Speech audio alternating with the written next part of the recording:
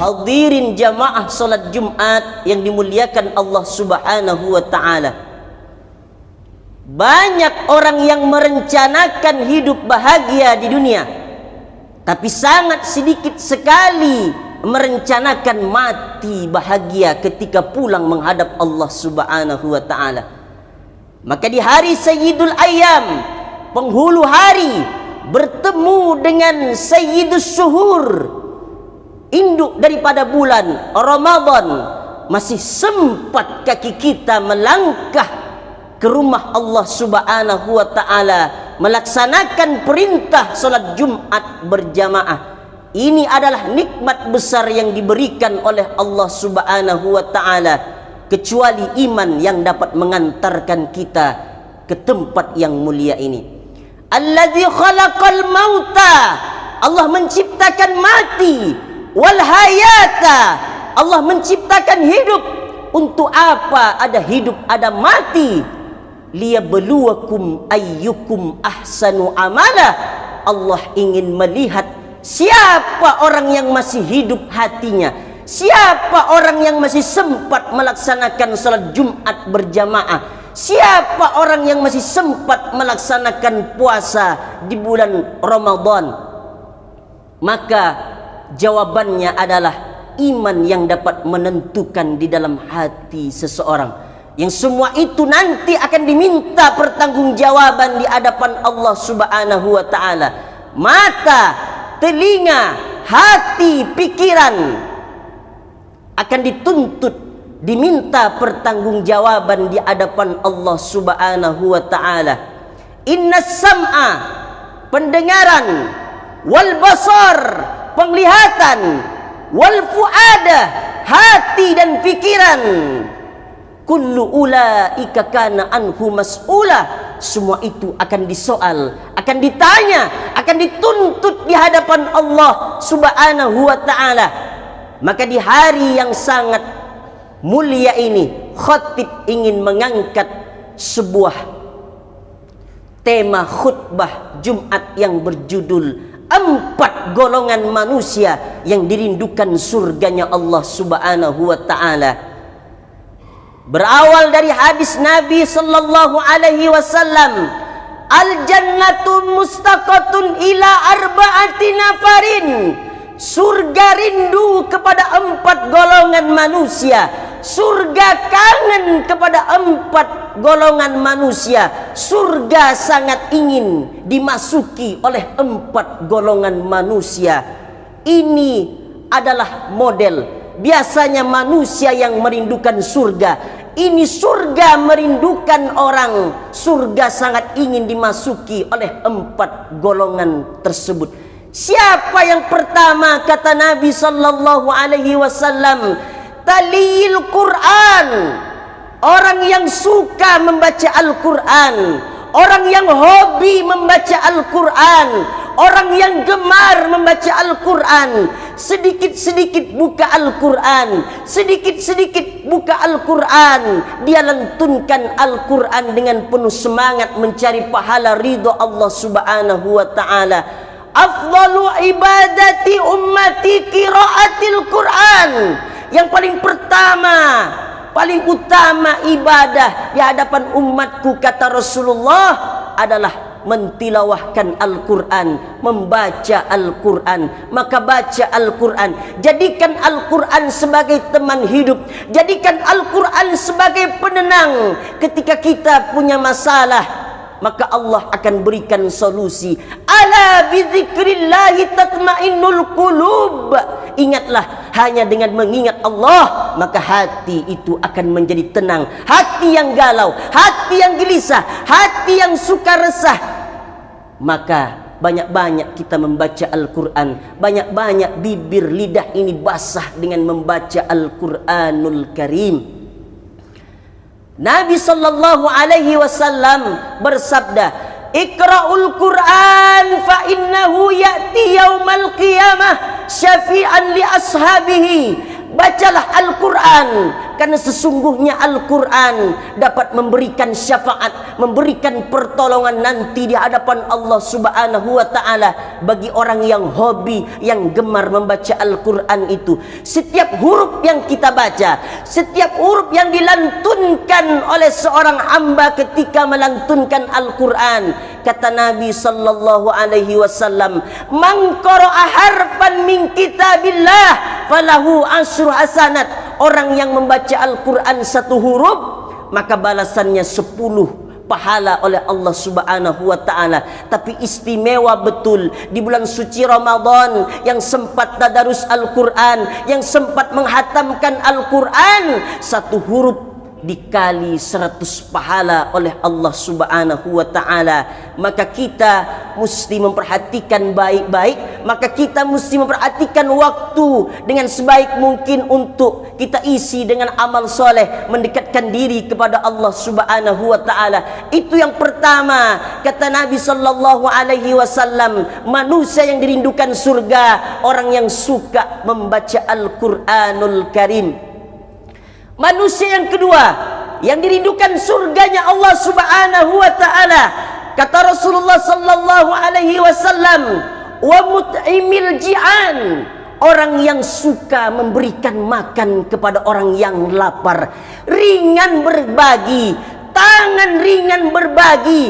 Al yadul ulya khairum minal yadis sufla, tangan yang di atas lebih baik daripada tangan yang di bawah. Karena ketika kita sanggup berbagi dengan saudara kita, maka itu menjadi tolak ukur keimanan kita di hadapan Allah Subhanahu wa ta'ala. Nabi sallallahu alaihi wasallam bersabda, "La yu'minu ahadukum hatta yuhibba li akhihi ma yuhibbu li nafsihi." Kamu tidak beriman di antara kalian, kata Rasulullah, sehingga kalian mencintai saudaramu sebagaimana kalian mencintai dirimu sendiri. Maka mencintai saudara kita merupakan bagian keimanan, barometer keimanan kita di hadapan Allah Subhanahu wa ta'ala. Lapangkan dahaga orang, kenyangkan perut orang dengan harta yang kita miliki, ringan untuk berbagi, ringan untuk berbagi dengan sesama, maka itu dicintai oleh Allah Subhanahu wa ta'ala. Man at'ama akhahul muslima syahwatahu haramahullahu ta'ala 'alan nar. Barang siapa orang yang sanggup berbagi dengan makanan yang hobi, dengan makanan yang disukainya, dengan makanan yang begitu dicintai orang itu, tapi sanggup makanan itu masuk ke dalam perut orang yang lapar, apa kata Nabi sallallahu alaihi wasallam? Allah haramkan jasadnya menyentuh api neraka. Begitulah kita berbagi merupakan keimanan yang sangat besar di hadapan Allah Subhanahu wa ta'ala. Bahkan Allah Subhanahu wa ta'ala mengecam orang yang tidak mau berbagi di dalam surat Al-Maun. Ara'aital ladzi yukadzibu biddin. Tahukah kalian orang yang mendustakan agama, beragama tapi dianggap mendustakan agama? Kalau beragama sudah dianggap mendustakan agama, berarti salatnya dusta, puasanya dusta, hajinya dusta, amal solehnya dusta. Siapa yang dimaksud oleh Allah Subhanahu wa ta'ala ini? Fazalikal ladzi yad'ul yatim. Orang yang tak suka, orang yang menghardik anak yatim, tak peduli dengan anak yatim. Andai peduli dengan anak yatim, kata Nabi, ana wa kafilul yatim, aku seperti jari telunjuk dan jari tengah orang yang sempat berbagi dengan anak yatim. Wala yahuddu ala tu'amil miskin, orang yang tak mau membantu orang yang kelaparan, orang yang miskin, maka orang itu dianggap mendustakan agama Allah Subhanahu wa ta'ala. Maka wa mut'imil ji'an, orang yang suka berbagi adalah orang yang paling dicintai oleh Allah Subhanahu wa ta'ala, karena dapat melapangkan dahaga orang lain, mengenyangkan perut orang lain. Itu yang kedua yang dirindukan oleh surganya Allah Subhanahu wa ta'ala. Yang ketiga, manusia yang dirindukan surganya Allah Subhanahu wa ta'ala, kata Nabi Muhammad sallallahu alaihi wasallam, wa hafizil lisan, orang yang suka menjaga lisannya, pandai menjaga lidahnya. Berapa banyak orang yang masuk surga karena lisannya. Begitu juga banyak orang yang masuk dalam neraka Allah juga karena lisannya. Pepatah Arab mengatakan, salamatul insan fi hibdil lisan. Selamatnya manusia itu tergantung pada lisannya. Maka kata Rasulullah sallallahu alaihi wasallam, "Man kana yu'minu billahi wal yaumil akhir falyakul khairan aw liyasmut." Barang siapa orang yang beriman kepada Allah dan hari akhir, falyakul khairan, orang itu suka berkata-kata yang baik. Kata-katanya membuat orang lain senang, kata-katanya membuat orang lain senyum bahagia. Kalau tak sanggup berkata yang baik, kata Rasulullah, auliyasmut, lebih baik diam saja. Maka seorang muslim yang beriman tidak mungkin membicarakan saudaranya di belakangnya. Orang mukmin yang beriman kepada Allah, dia pertahankan keimanannya, tidak mungkin dia membicarakan kejelekan aib saudaranya. Maka Nabi memberikan pesan kepada kita, tuba liman sakhalahu aibuhu an uyubin nas. Beruntung seseorang yang sanggup mengoreksi aib kekurangannya sendiri sehingga tak sanggup mengorek-ngorek aib orang lain. Beruntung orang yang semacam ini memperbaiki dirinya sendiri sehingga tak sanggup menyalahkan kebaikan orang lain, menyalahkan kejelekan orang lain. Maka orang yang semacam ini adalah orang yang paling baik di hadapan Allah dan di hadapan Rasulullah sallallahu alaihi wasallam. Manusia keempat yang dirindukan oleh surganya Allah Subhanahu wa taala. Surga rindu, surga kangen kepada orang empat golongan ini. Siapa yang keempat itu? Was-shaimina fi Ramadan.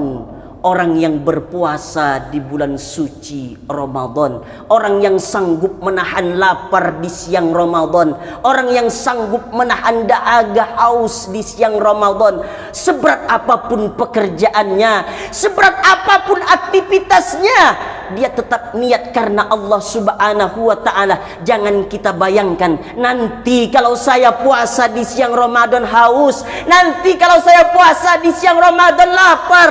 Percayalah saudaraku, itu adalah cara setan untuk mengosongkan amal ibadah kita, buku catatan amal kita di hadapan Allah Subhanahu wa taala. Kita berdoa, la haula wala quwwata illa billah.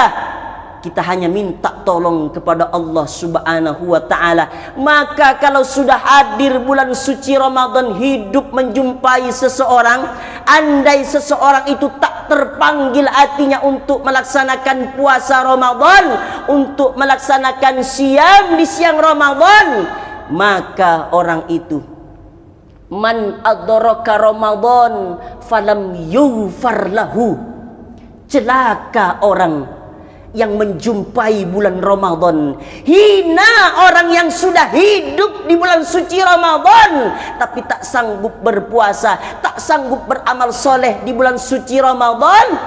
Hina orang itu. Maka apa yang terjadi?